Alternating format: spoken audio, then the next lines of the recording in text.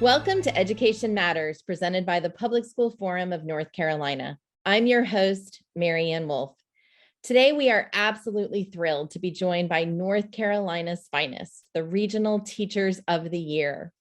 These include Eugenia Floyd, who is also the 2021 Burroughs Wellcome Fund North Carolina Teacher of the Year, who is from Hill-Carrboro City Schools. Susanna Cerrato, who is from Asheville City. Nicole Rivers from Cumberland County, Jennifer Bryan from Brunswick County, Erin Ellington from Watauga County, Kelly Poquette from Alamance Burlington, Jennifer Atkinson from Edenton Chewan, Cecilia Sizo Robertson from Charlotte Mecklenburg, and Jeremy White from Westlake Preparatory Academy.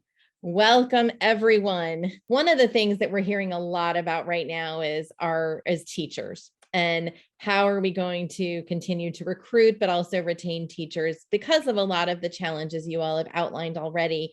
So we'd love to hear a little bit about the recommendations that you all have for how do we recruit and how do we do a better job of retaining teachers, those that might be thinking about leaving, what can we do, or just how do we support teachers long-term so they want to stay in the field. Kelly, I'd love to start with you. I think this is a multifaceted approach. It has to be, right? There is no one answer for how are we going to recruit and keep our teachers. One possibility is in Alamance County, we have a new program that just started this year called Alamance Scholars. And that helps students who are in high school, you identify them early high school, maybe even late middle school, and be like, oh, you want to be a teacher? Great. So here's some courses to take in high school. There's a mentor, like a full-time person that's helping them along the way. They go to, I believe, Alamance Community College for 2 years and Elon for 2 years, and they serve in Alamance Burlington school system for 3 to 4 years. This is not the only program in our state that exists like this. There are several that I've heard of. Hopefully more come along the way that we can encourage the people that encourage our talent to stay where it is right now. I think we need to look at all the time that teachers put into continuing their education, to broadening their skills, and are we compensating teachers for that?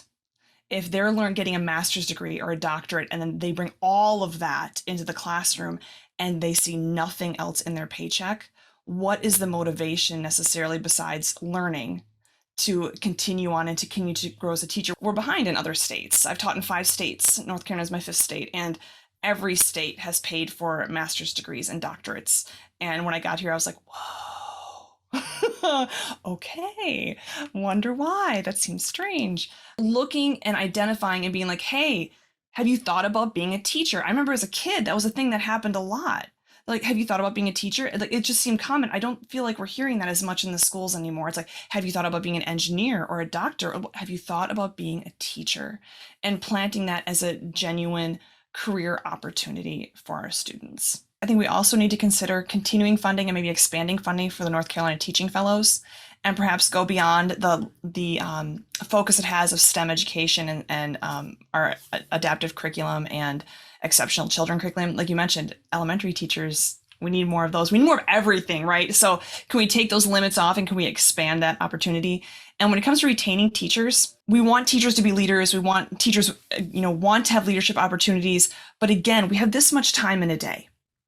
And if we say, can you be a leader for this and this and this, but we don't take anything away, that you can't do that forever. You can't be in survival mode forever. You can't say yes to everything. So perhaps I would love to see districts embrace having teacher leaders, maybe taking one class away from them so they can be out in other classrooms. Could you hire one more person in your staff who could take one class away from 4 different teachers or 3 different teachers and have a teacher leader, have it be a role? Because what happens is you're in education for a while, you want to, advance. So maybe you teach at a different level. Maybe you get your admin credential. Maybe you go to a tertiary, higher education. Again, we're losing that leadership in the classroom because there isn't like a teacher leader role that's official. So I'd love to see some more formal ways of having teacher leaders in our districts, in our state. We're talking about bringing students into the teaching field.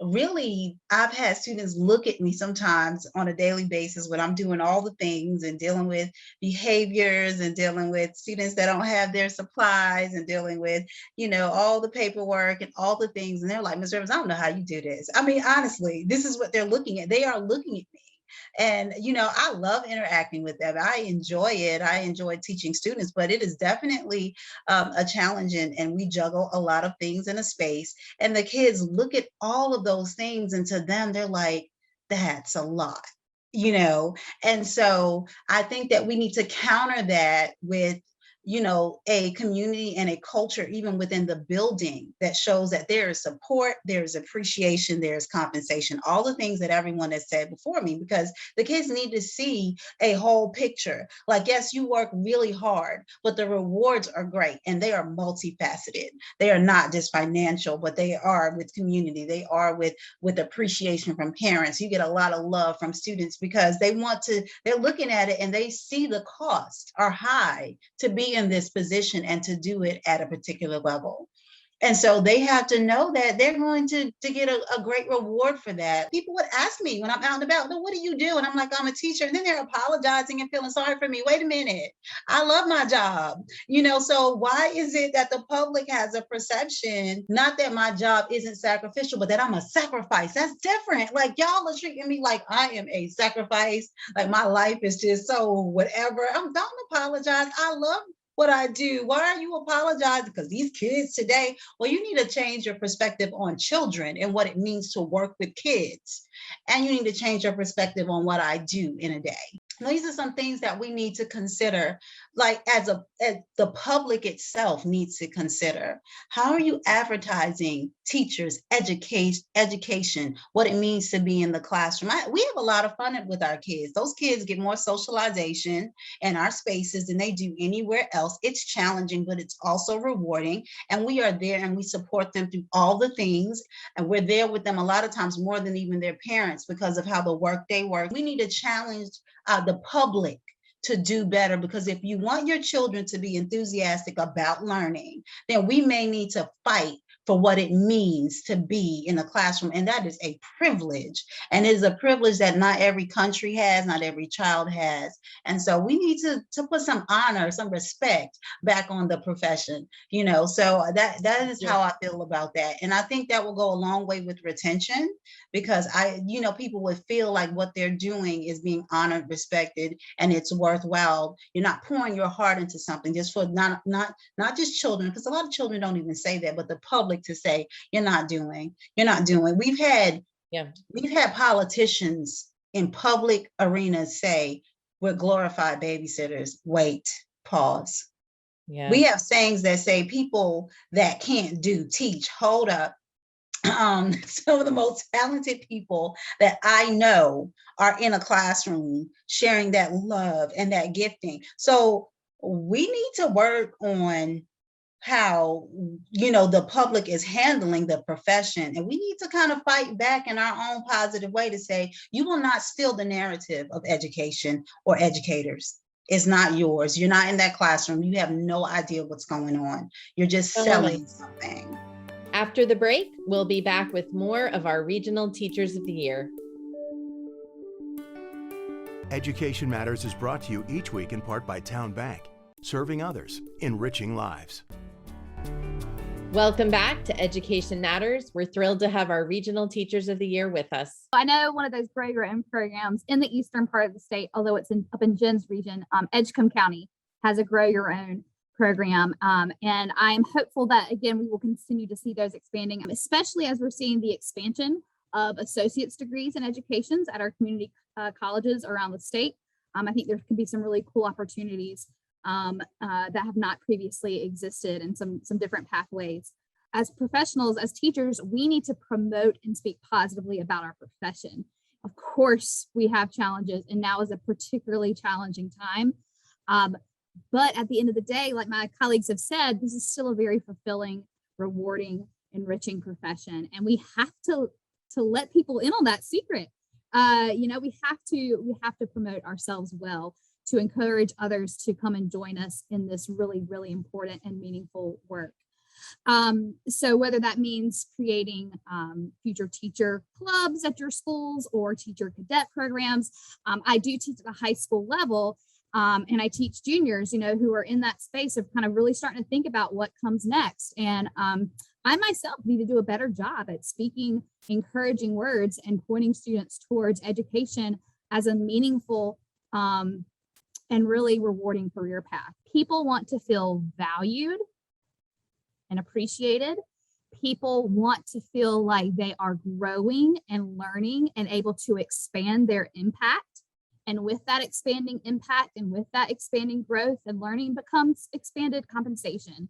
So, and I don't think one of those things is enough. You can't just do the appreciation without the compensation, or the compensation without the appreciation. I was encouraged at some things that I saw come out of this last budget, particularly the recurring supplement for low wealth counties, that supplement assistance. I think that hopefully will begin to ease some of the staffing issues that exist for our hard to staff counties and our low wealth districts. I think that's a small baby step in the right direction, and I hope to see continued progress going there, because I do think we have a real emerging crisis on our hands and a lot of geographic inequities when it comes to where we're seeing these teacher shortages. I mean, we're seeing them across the board, even in our wealthier districts and in our more urban districts. But I particularly have some fears for our rural counties where we have large numbers of teachers who are getting ready to retire and there's no one moving home to replace them. So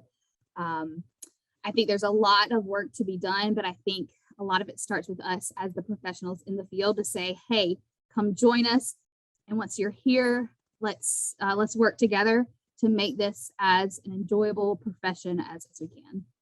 I've also noted, just looking across the state, for the first time ever that I know of, we have shortages in elementary school teachers as well. And, that's always been an area where, you were worried, can I get a job if I, and I finished and was looking, I was very worried. And I think about that. And now we have shortages in that area, and there's still very high qualifications and all of those things, but it's very worrisome when we don't have the pipeline, right, that we've talked about that we need. So just appreciate you mentioning that as well.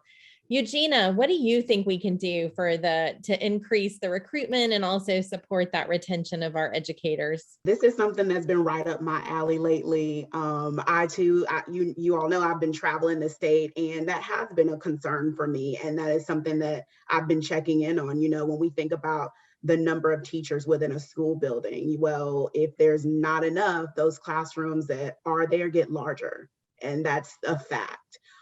So one of the things that I agree with what Jenny Bryan was saying, one of the first things I was thinking about is we need to shift our conversations and language around the teaching as a profession. I can have an even greater impact on my students when I have the buy-in and support from their families.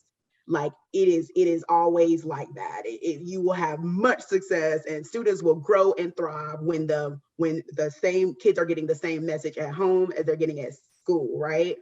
And I appreciate that. I appreciate when my families work with me like that. I say all that to say that this is a community work.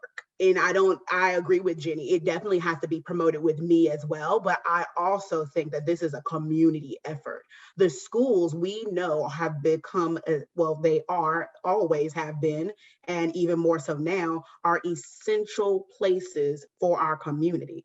And this could be as simple, when we think about this language, this could be as simple as showing kids how vital and important the job of an educator is to the community.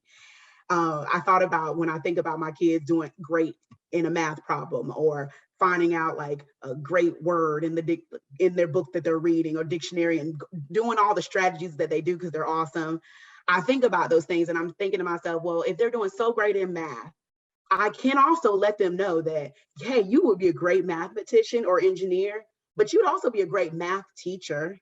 You'd also be a great carpentry teacher. You'd also be a great animal science teacher. And I really believe that we have to shift our language, not just as educators, but also as a whole community.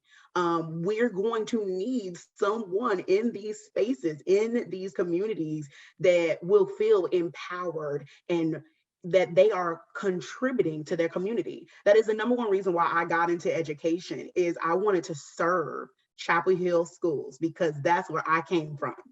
And I wanted to be a servant to that community. we have to empower children in that way as well. So when we see their excellence and their genius shine, we also let them know that they can do that and bring that into a classroom as well. I think it's really important that we don't always just lose educators because they decide to go off to another area, another state, or another career. Sometimes we lose them because they've decided to take other positions within the field of education. And I think that we also have to remember that we need to make sure we're amplifying and providing those roles and areas where teachers can become leaders within this field. And you can be a leader within your classroom. You don't have to exit to be a leader.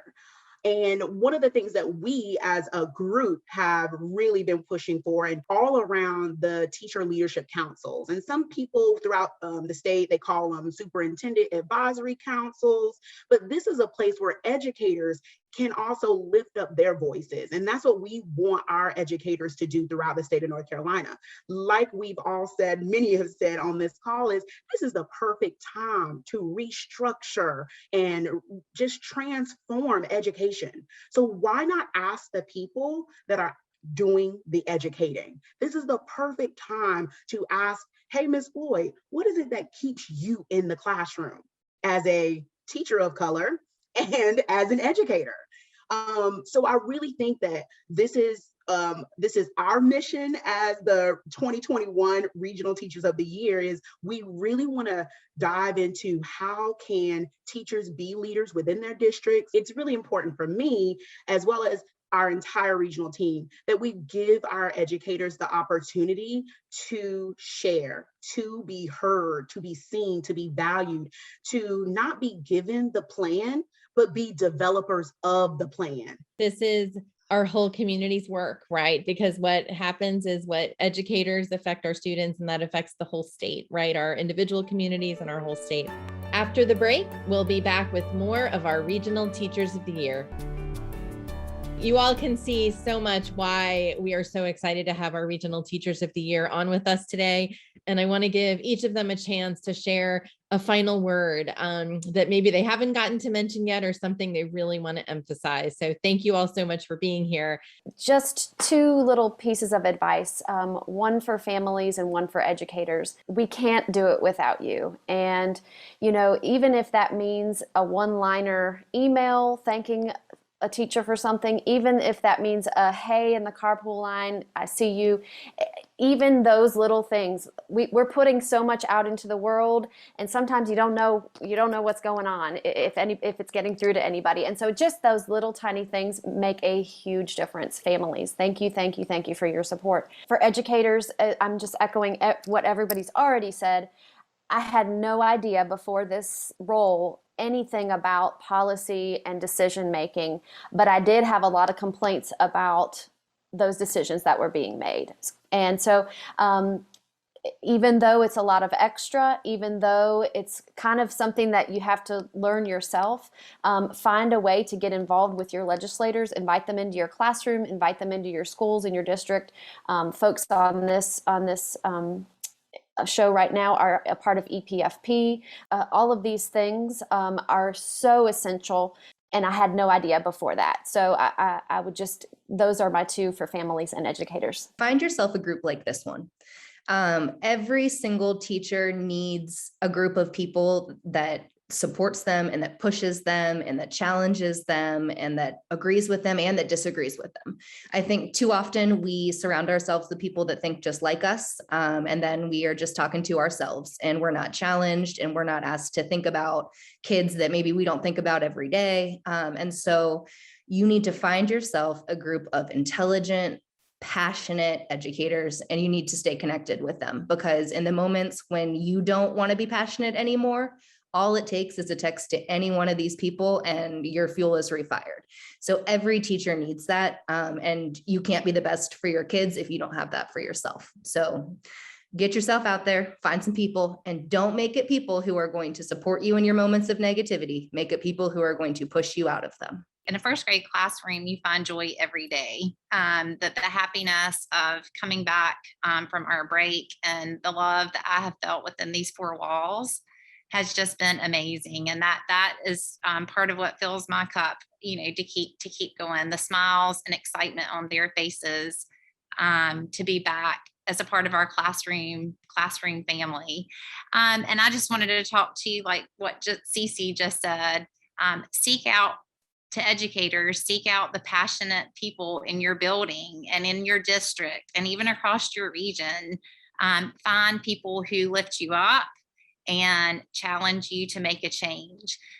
This group right here, our regional team, has made an amazing influence on me personally and professionally. I think we have been a true example of how a network can really work across our state to reach all of the kids in North Carolina. It's been eye-opening to me to see how things operate in other parts of the state, which helps me better serve where I am as well. And hopefully I have provided back, and we all have provided for each other, a glimpse into what's going on across the state. And I think that's important for all teachers to have that narrative of what education is like across our state. Find a group that makes you happy and pushes you through with that positivity.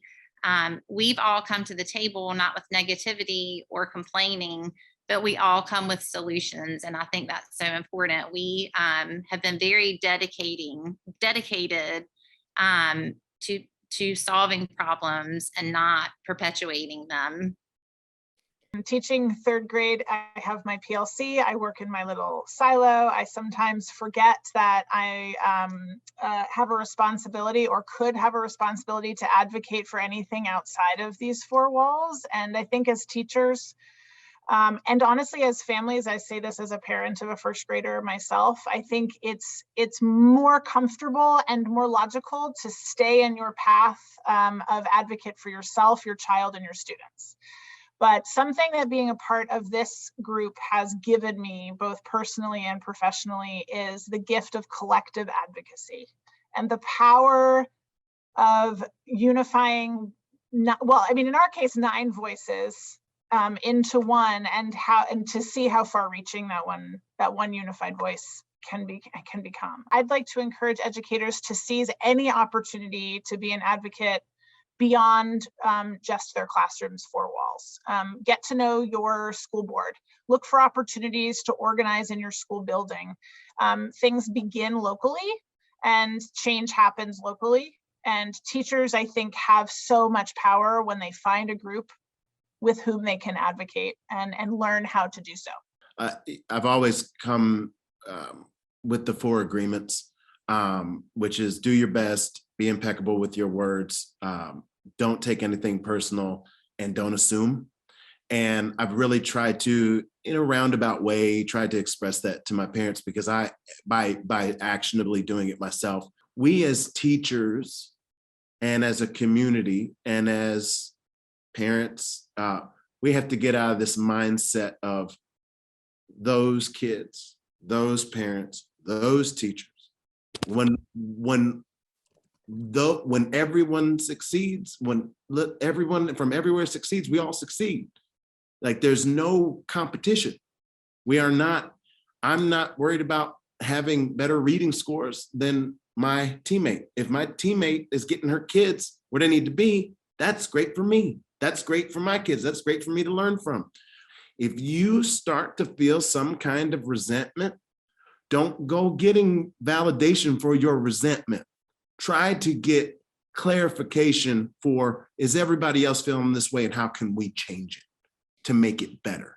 And if you're trying to have a cesspool of woe is me, then who do you end up hurting? You end up hurting the kids. You end up hurting the profession. You end up hurting the idea around education. We all have a responsibility, because we have the most important job in the world. Thank you for taking time with us to learn and think about education. That's all for today, and we'll see you next week.